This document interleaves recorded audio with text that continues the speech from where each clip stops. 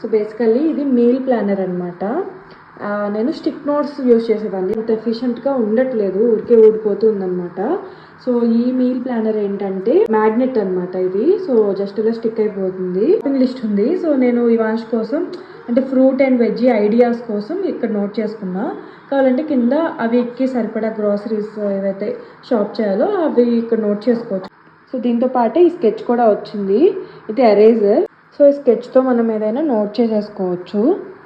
So next వీక్కి change చేసుకోవాలి అని అనుకున్నప్పుడు జస్ట్ మనకి పెన్ పైన క్యాప్కే ఇది వస్తుంది అనమాట, జస్ట్ లైక్ ఎరేజర్ లాగా.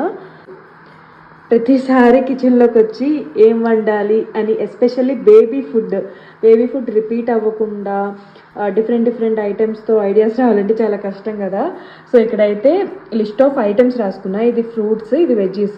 నాకైతే ఇది హెల్ప్ఫుల్ అనిపించింది, మీతో కూడా షేర్ చేసుకుందాం అనిపించింది. So yeah, that's it.